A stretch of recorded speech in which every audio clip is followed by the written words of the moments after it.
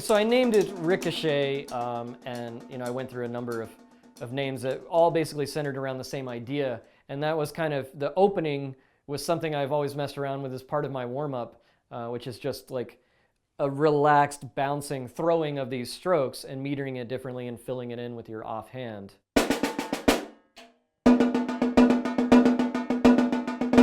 And then adding flams to that, and I spiced it up a bit. But basically, the idea was just this ricochet bouncing stroke.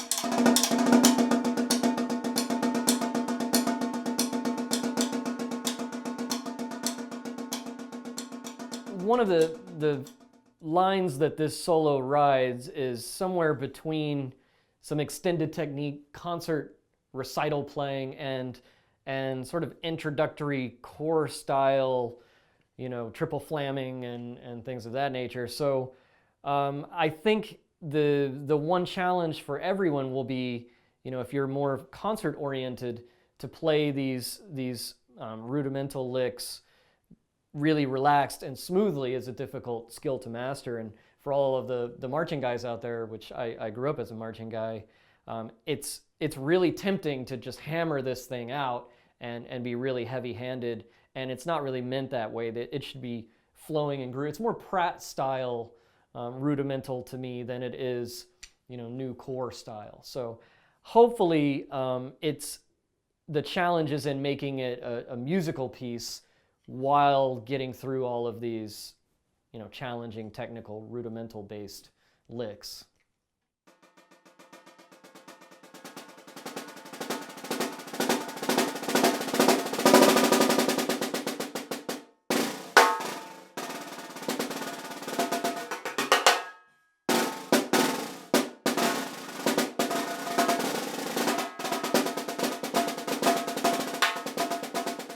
To me, I like exploring different areas of the drum, and then I thought beyond that, maybe we could go as far as having I don't want to call it melodic, but pitched themes around the drums. So I found, playing up here as opposed to in the middle is obviously a dynamic difference, but it's also a timbre change. And then over here, we also get a slightly different pitch. I've got my nickel plate brass Black Swamp here, and I really liked the brass. I have a lot of wood drums, which I generally prefer for my job, but I liked the brass because it sings a little more. A lot of this solo has the snares off and some open rim shots, and they really speak with a metal shell drum.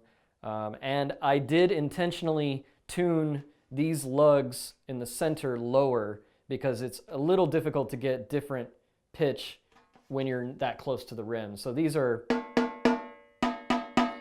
tuned a good, full turn lower than my other zone.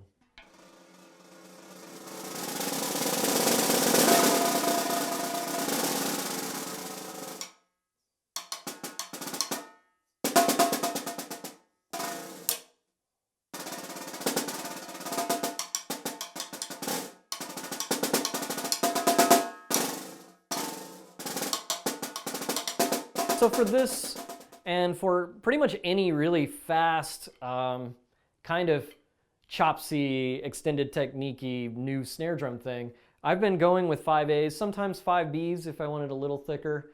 I don't use these for concert playing. I love them for drum set, and I've started using them a lot for this sort of thing because I really want less weight in my hand as I'm getting through all of these things. I'm trying to be not so heavy-handed in the drum, and honestly, I'm getting older, and moving these bigger sticks around in something like this is not quite as easy. I love, the Ted Atkatz persimmon sticks for concert playing, and I use a couple of others on stage for rolling and things like that. But when I'm trying to get through some heavy, fast licks, I'm going to go with my 5As or 5Bs.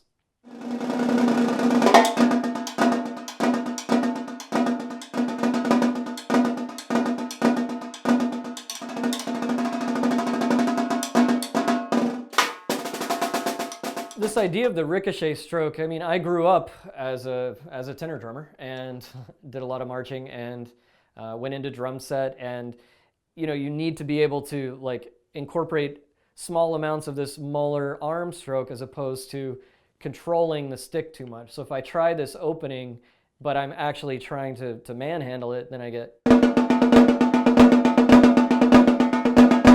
And that's just completely against the whole vibe of the piece. We're really looking for...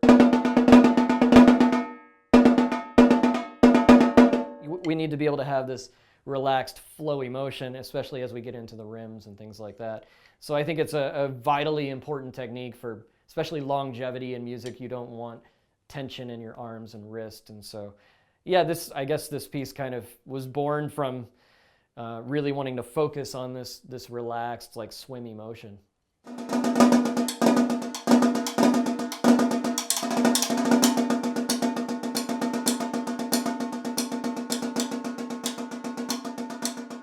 In this rim section I have early on in the piece, which is, it appears simple at first, but it's probably, for me at least, is the most difficult part.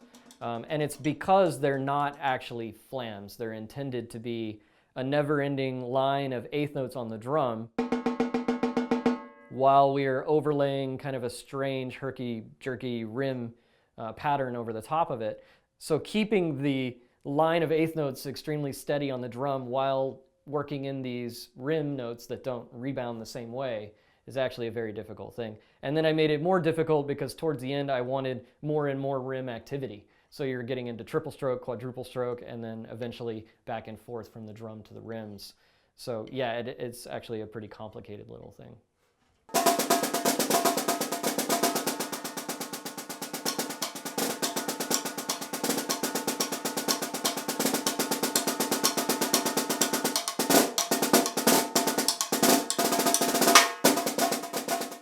So there are a couple of cute extended techniques that I put into this, and one I use sort of to mark the form, the entire structure of the piece, and that's this strange little drag into the rim, and usually I accompany it with snares on or snares off, so it would look like this. Now my snares are on. I also occasionally just take it out, and it sort of marks thematic zones of the piece, and that's just a drag with the tip hitting the rim.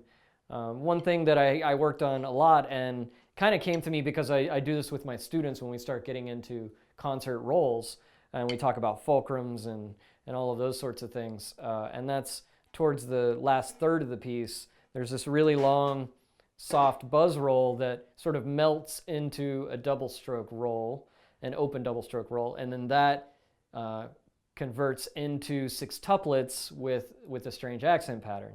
So I have to really focus on the middle of my hand and my smaller muscle groups and try to relax into this roll.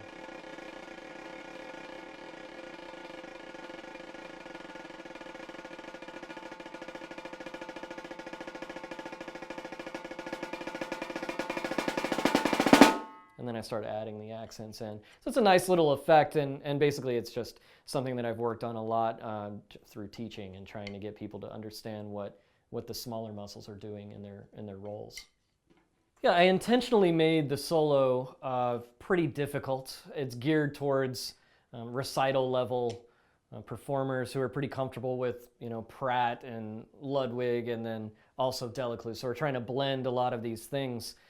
So I think some of the chopsy parts of it might be a little testing for some people, but I'm intentionally kind of broad on the tempos, and I'm hoping that people won't be scared off by it. But once you kind of get into these couple of technical challenges, like the ricochet stroke we're talking about, and getting around the rims, I think it's actually pretty attainable by most people. And I think the middle sections, I'm really trying to focus on just being smooth and getting musical lines on a snare drum, to me, which I think is really important. So a lot of little things.